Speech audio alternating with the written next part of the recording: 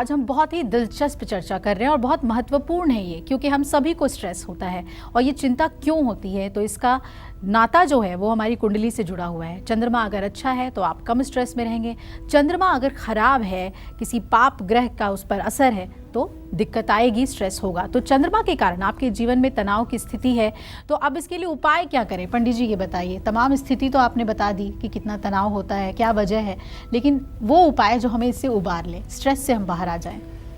देखो, अगर मनुष्य का शरीर मिला है तो दुख सुख दोनों एक सिक्के के दो पहलू हैं और ये जीवन में होना है जी। ऐसा कभी नहीं हो सकता है कि केवल दुख आए और सुख न आए और सुख आए और दुख न आए। जैसे सृष्टि को चलने के लिए दिन और रात की आवश्यकता है, अंधेरे और उजाले की आवश्यकता है, उसी तरह से जीवन को संतुलित बनाए रखने के लिए दुख सुख का सामंजस्य जरूरी है। लेकिन हम उस दुख से विचलित न हो जाएं, हम उस दुख से चलायमान न हो जाएं, इसका हमें प्रयास करना चाहिए। और इसका सबसे बड़ा प्रयास ये है कि हमें अपने मन मस्तिष्क को संतुलित रखने का प्रयास करना चाहिए। चंद्रमा के कारण जीवन में तनाव आता है, ये तो बड़ी सच बात है, क्योंकि चंद्रमा मन का प्रतिनिधित्व करता है और मन की जैसे स्थिति होती है आरोह और अवरोह की, वैसे मनुष्य का जीवन हो जाता है। लेकिन इसका समाधान जान लीजिए। पहली बात तो ये कि हर रोज स्नान करके सूर्य को जल अर्पित करिए, क्योंकि मन के साथ आत्मा भी बहुत बड़ी चीज है और सूर्य आत्मा का कारक ग्रह है। सूर्य की उदय होते हुए किरणों का प्रभाव अगर आपके ऊपर पड़ेगा तो आपका आत्मबल मजबूत होगा। सूर्य को जल अर्पित करिए, गायत्री मंत्र का उच्चारण करिए और हो सके तो रोज, नहीं तो हर सोमवार को भगवान शिव की पूजा अवश्य करिए। हर महीने की एकादशी को व्रत करें। लेकिन सुहागिन महिलाओं को बताना चाहूँगा कि आप एकादशी का व्रत तभी कर सकती हैं जब आपके पति एकादशी का व्रत करने का अधिकार दें, वरना एकादशी का व्रत आपके लिए हानिकारक होगा। नशीली चीज़ों से परहेज करें। चंद्रमा और शनि की द्वितीय भाव में स्थिति या दृष्टि व्यक्ति को अल्कोहलिक बना देता है।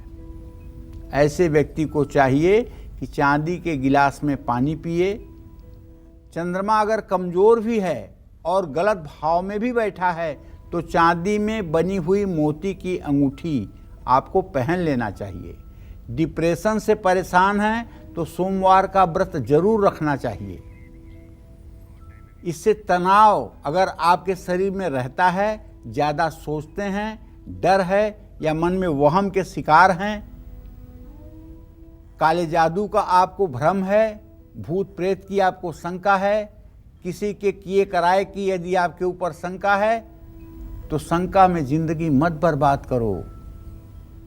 आप एक रुद्राक्ष की माला गले में धारण करो, माथे पर त्रिपुंड लगाओ भस्म का, और एक रुद्राक्ष की माला हाथ में लेकर के बैठ जाओ 24 मिनट ओम नमः शिवाय करने के लिए। भगवान शिव भूतनाथ हैं भैया, और यदि आप ओम नमः शिवाय का जप 1 घंटी 24 मिनट करना शुरू कर देंगे तो 40 दिनों के बाद ही आपका पूरा कलेवर बदल जाएगा। आपके सोचने समझने की शक्ति बदल जाएगी, आपका आभा मंडल बदल जाएगा। जो लोग आपको फूटी आंख नहीं देखना चाहते थे वो आपका स्वागत करने के लिए विवश हो जाएंगे। चांदी के ज़्यादा से ज़्यादा आभूषण पहनना चाहिए। महिलाओं को, शादीशुदा महिलाओं को पैर में बिछुआ, पैर में पायल, ये 2 आभूषण तो जरूर पहनने चाहिए। चांदी के ये 2 आभूषण महिलाओं के पहनने से उनके शरीर के आधे रोग ठीक रहते हैं।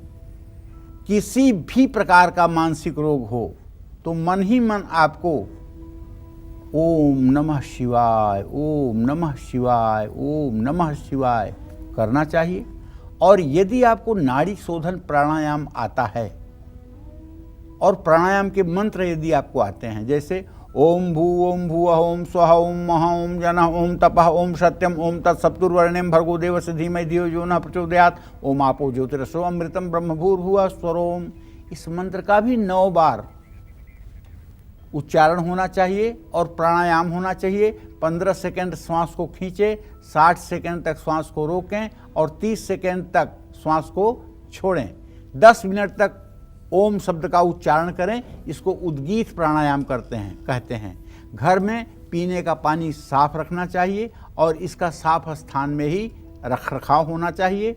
रात में अपने सिरहाने गिलास में या लोटे में पानी रख करके उसे ढक करके तब आपको सोना चाहिए।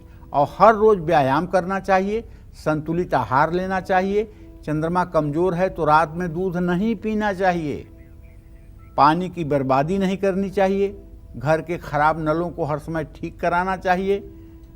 पानी का अपव्यय नहीं करना चाहिए। इन सब उपायों को अगर आप करेंगे तो धीरे धीरे चंद्रमा की स्थिति आपके लिए लाभदायी होगी। जय मां विंध्यवासिनी।